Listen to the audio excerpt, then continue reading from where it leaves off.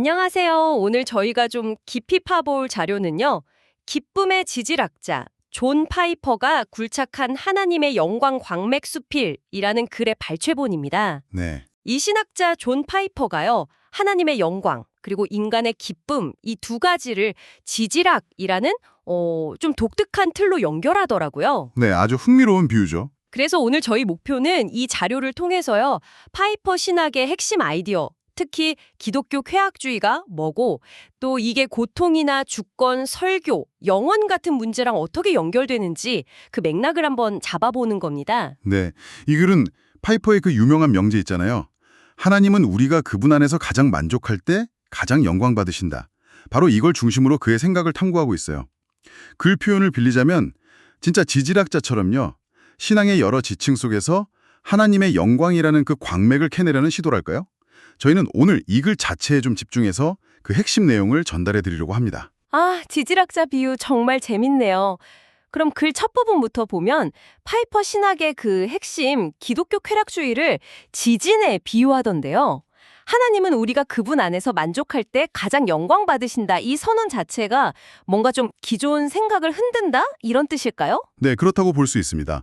이 글에 따르면요. 파이퍼에게 기쁨은 뭐랄까? 그냥 부수적인 감정이 아니에요. 하나님을 아는 것에서 오는 거의 필연적인 결과, 신앙의 본질이라는 거죠. 하나님을 기뻐하라, 그분이 명령이다. 이 주장은 기쁨 추구가 뭐 선택사항이 아니라 신앙의 핵심 명령이라는 걸 보여주죠. 아, 명령이다. 으로 따라오는 질문이 고통의 문제인데요. 이건 어떻게 설명될까요? 그래서는 고통을 기쁨의 반대가 아니라 영광의 광석을 함유한 지칭으로 본다는 게 참 인상 깊었어요. 네, 상당히 역설적인 관점이죠. 어떻게 보면요. 이 글은 고통을 피하는 게 오히려 하나님이 주시는 더 깊은 영광, 그걸 놓치는 배신일 수도 있다. 이렇게 지적해요. 배신이요? 와. 네, 욥의 그 재 있잖아요. 그게 하나님의 가치를 증명하는 재련소였던 것처럼 고통이라는 그 단단한 안반을 통과할 때 비로소 영광의 순도가 드러난다. 이런 논리입니다. 특히 인용된 구절 중에 하나님은 우리의 행복을 위해 고통하지 않으시지만 그분의 영광을 위해 고통하신다는 말이 있거든요. 네, 이게 고통 속에 담긴 하나님의 더 큰 목적을 좀 보게 만드는 거죠. 그렇군요. 고통 속에서도 기쁨을 찾을 수 있다면 그 근거는 어디 있을까요? 그래서는 세 번째로 하나님의 주권을 이야기하면서 이걸 기쁨의 지하수라고 표현해요. 예정론 같은 교리가 오히려 만족의 원천이 된다 이런 말인가요? 맞습니다. 글의 논지는 이거예요. 모든 것이 결국 하나님의 통제 아래에 있다. 이 단단한 기반, 즉 하나님의 주권에 대한 믿음이요. 이게 우리에게 진짜 안정감을 주고 영광의 오아시스를 제공한다는 거죠. 아, 인간의 어떤 불확실한 노력에서 오는 그런 만족이 아니고요. 모든 것을 아시고 계획하시는 그 하나님의 주권 아래에 있을 때 우리가 깊은 만족의 샘을 발견할 수 있다. 이게 파이퍼의 관점입니다. 네, 인간 중심적인 생각과는 확실히 다르네요. 네, 세속적 인본주의랑 구분되는 지점이죠. 자, 그러면 하나님의 영광, 그 안에서의 기쁨, 또 주권에 대한 확신, 이런 진리들이 어떻게 전달되어야 할까요? 글은 설교를 영광의 화산에 비유하던데 굉장히 강렬하게 느껴졌어요. 네, 여기서 강조하는 건 이거죠. 설교가 단순히 그냥 정보 전달, 뭐랄까 데이터 나열, 여기에 그치면 안 된다는 거예요. 네, 글의 표현대로라면 그건 배반일 수도 있다는 거죠. 설교의 목적은 하나님의 영광을 노출하는 도구로서 그 진리가 듣는 사람의 심장을 태우는 용암처럼 경험되어야 한다는 겁니다. 심장을 태우는 용암? 와, 네, 이 영광의 용암이 우리의 그냥 안일한 그런 세속적인 안전지대를 넘어서도록 막 촉구하는 그런 역동적인 힘이 있어야 한다. 이걸 강조하는 거죠. 마지막 지점은 영원입니다.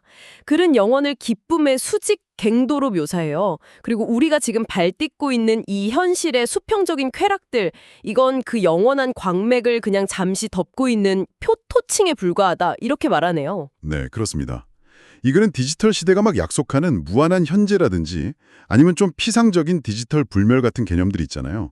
이런 것들은 결국 다 허약한 모래성과 같다고 지적해요. 모래성. 네. 대신 신앙은 영원이라는 수직 갱도를 통해서 이 유한한 현실의 수평을 꿰뚫고 더 깊은 차원으로 나아가야 한다고 주장하는 거죠.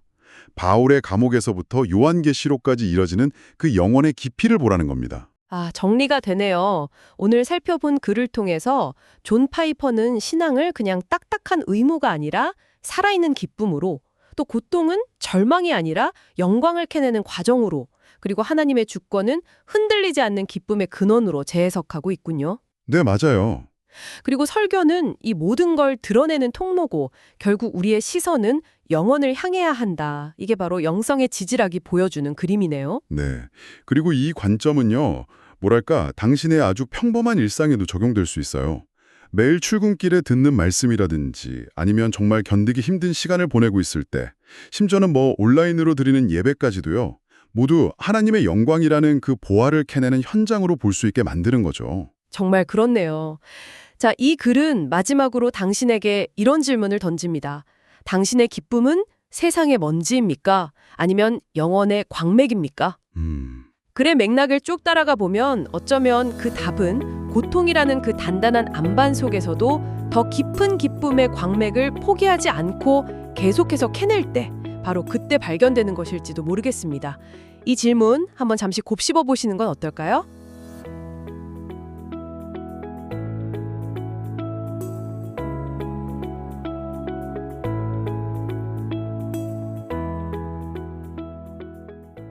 안녕하세요. 오늘 저희가 함께 깊이 살펴볼 글은요, 위르겐 몰트만이라는 신학자의 사상이 한 개인의 삶을 정말 크게 바꾼 이야기입니다. 네. 상처 위에 핀 미래. 몰트만이 내 영혼에 심은 소망의 씨앗이라는 제목의 수필이죠. 맞아요. 이게 시작이 2014년 세월호 참사 직후예요. 그 하나님은 어디 계신가 하는 정말 그 절절한 질문에서 출발하더라고요. 네, 맞습니다. 그래서 이게 그냥 신학 이론을 딱딱하게 설명하는 그런 글이 아니고요. 몰트만의 그 핵심 사상, 특히 소망의 신학 있잖아요. 네네. 그게 어떻게 그 지독한 개인적 고통 또 사회적인 아픔 속에서 새로운 의미를 주고 또 미래를 열어주는지 그걸 아주 생생하게 보여주는 개인적인 여정이에요. 그렇죠. 그래서 오늘 저희는 이 글을 좀 따라가 보면서요.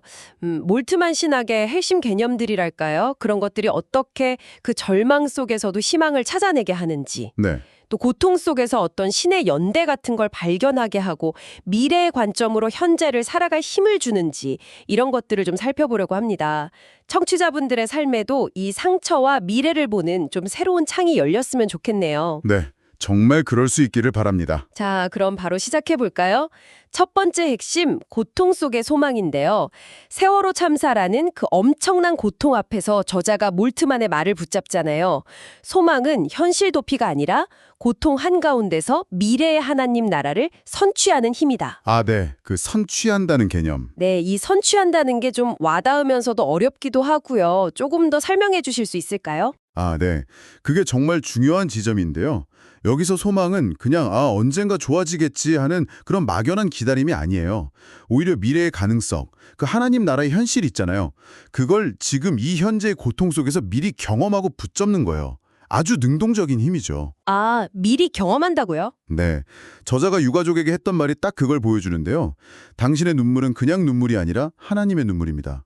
그리고 하나님은 아직 오지 않은 미래에서 지금 이 아픔을 이미 껴안고 계십니다. 이렇게요. 와...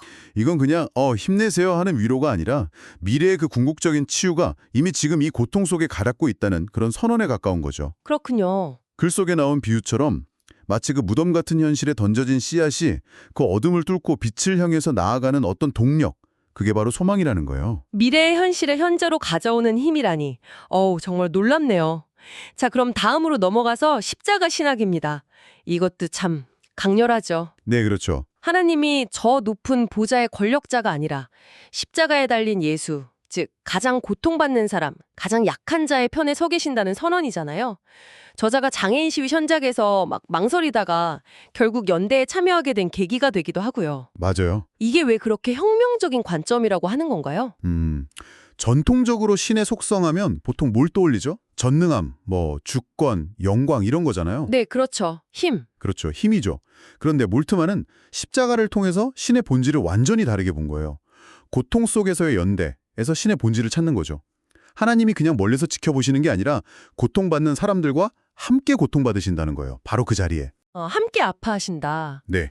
그러니까 우리가 예를 들어 그 장애인 시위 현장에 가서 연대하는 행위는요.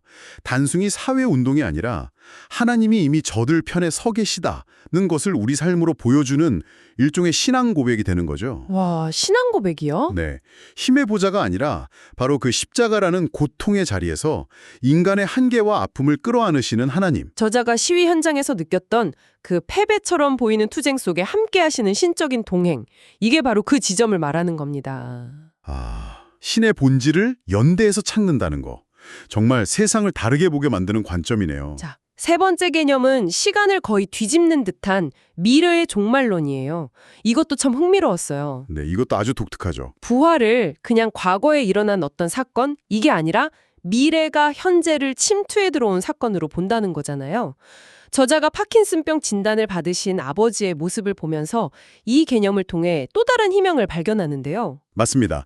그 사망아 너의 승리가 어디 있느냐 이 말씀에 대한 몰트만의 해석이 정말 핵심인데요.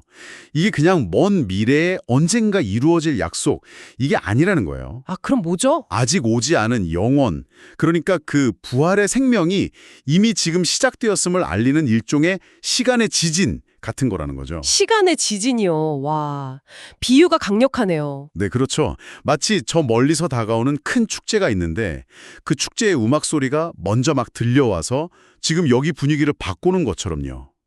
미래의 그 궁극적인 승리가 지금 우리의 이 현실, 심지어 병들고 쇠퇴하고 죽어가는 그 과정 속에도 이미 들어와서 영향을 미치고 변화를 일으키는 힘으로 작용하고 있다는 뜻입니다. 그래서 저자가 아버지의 그 떨리는 손길 안에서도 쇠퇴하는 과정 속에 있는 생명의 반란 같은 걸 볼 수 있었군요. 바로 그거죠. 종말이라는 게 우리를 그냥 덮치는 두려운 끝이 아니라 오히려 지금 여기서 어둠을 가르고 들어오는 빛의 칼날 같다는 그런 통찰을 주는 거죠. 아, 빛의 칼날. 멋진 표현입니다. 이런 그 연대의 관점이 인간을 넘어서는 것 같다는 생각도 들었어요. 그래서 짧게 언급된 고통받는 삼위일체하고 생태적 구원 개념도 그렇죠. 네, 정확합니다. 이 연대의 시선은 인간에게만 머무는 게 아니라 창조 세계 전체로 확장이 돼요. 글에 나온 것처럼 호주 산불 속 코알라라든지 아니면 DMZ의 진달래 같은 그 신음하는 모든 피조물의 고통 있잖아요. 네네. 그건 역시 삼위일체 하나님의 고통과 다 연결되어 있다는 생각이에요.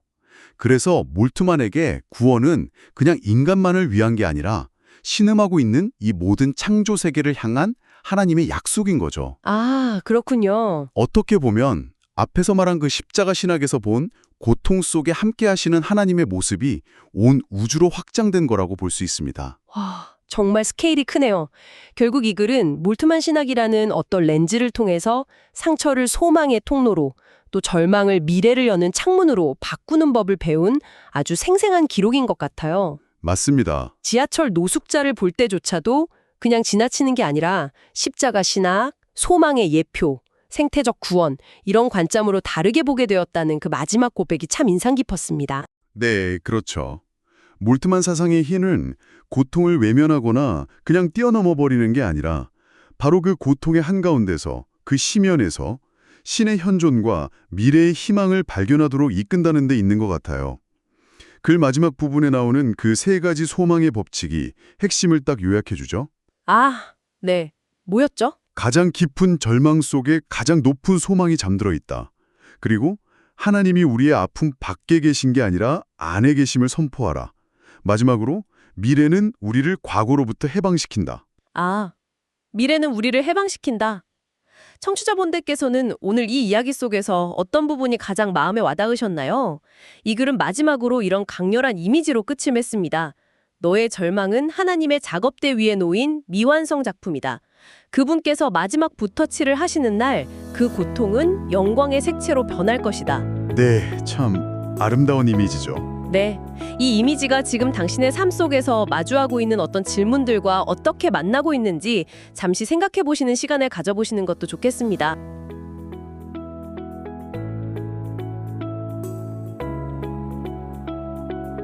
로안 윌리엄스의 침묵 속의 말씀에 보면 진리는 다성학이다 이런 말이 나오는데요.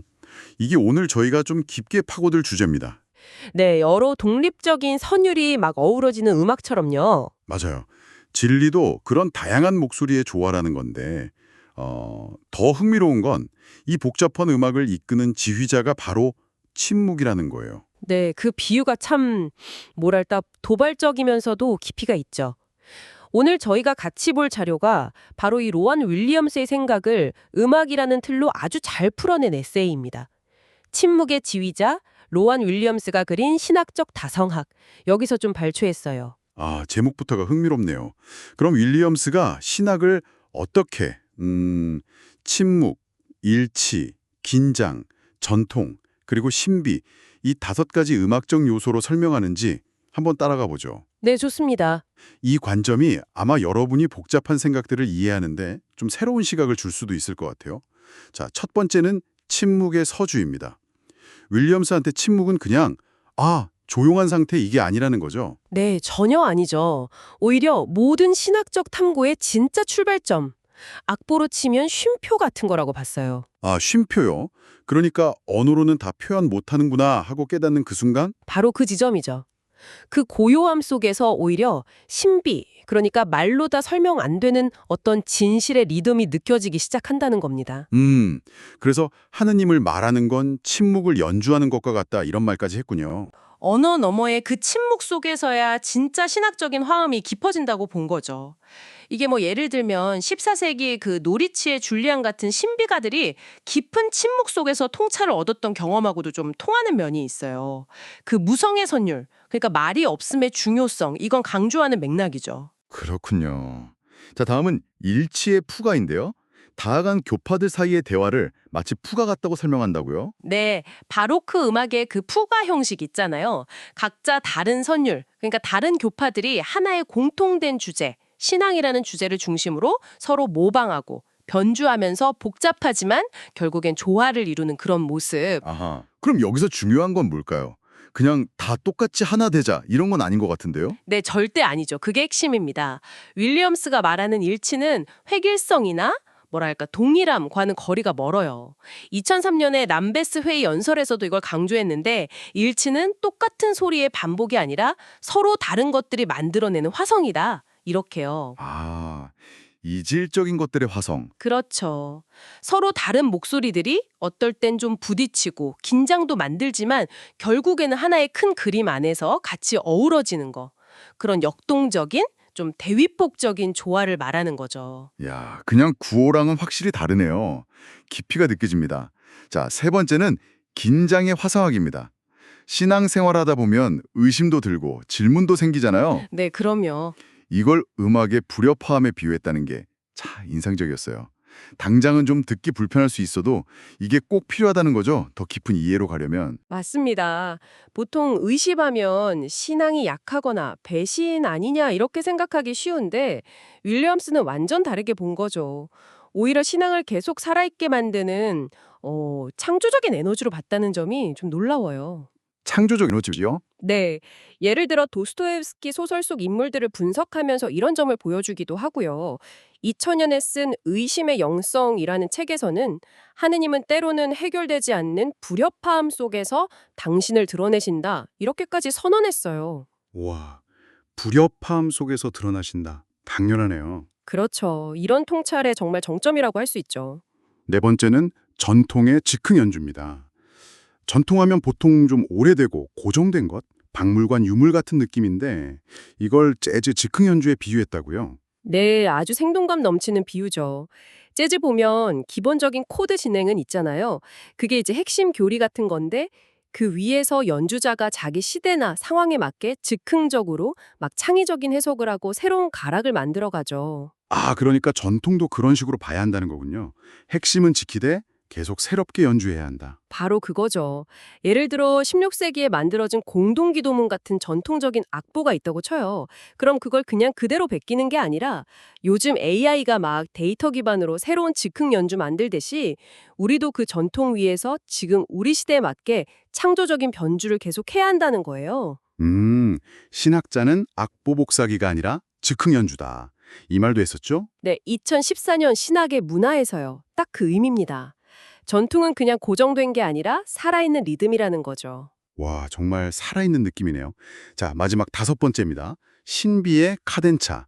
이건 또 뭔가요? 그리스도의 신성, 인성 이런 거 사실 좀 어렵잖아요. 이해하기 쉽지 않은 주제죠. 이걸 협조국 중간에 나오는 화려한 독주 부분, 카덴차에 비유해서요. 네. 신성이라는 선율, 또 인성이라는 선율이 각자 자기만의 독주를 막 펼치는 거예요. 그러다가 결국에는 삼위일체라는 아주 장엄한 화음 속으로 탁 합쳐지면서 인간의 이성으로는 다 파악할 수 없는 그 신비 앞에서 침묵하게 만드는 클라이막스.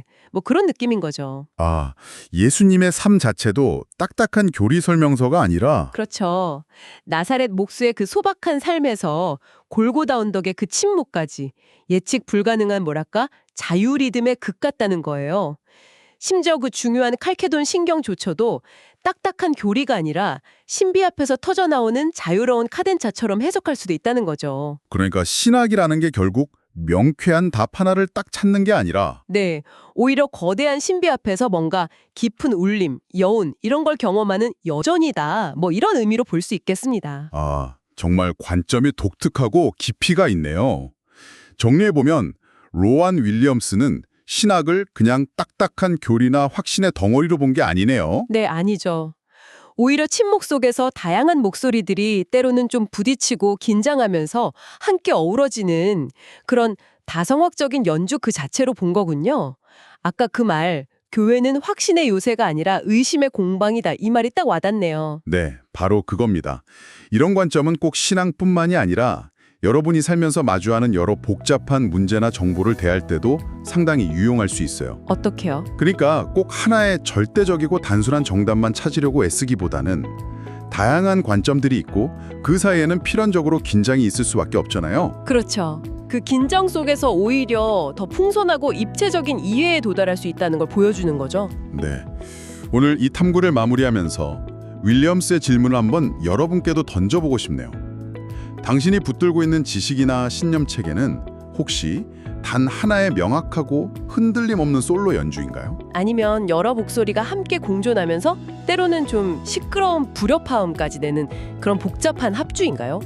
어쩌면 우리 각자의 삶에서 이 침묵, 긴장, 신비라는 세 요소를 가지고 어떤 음악을 만들어갈지 고민하는 것 자체가 중요한 과정일지도 모르겠습니다. 네, 당신의 연주는 지금 어떤 소리를 내고 있는지 한번 조용히 귀 기울여 보시는 것도 좋을 것 같습니다.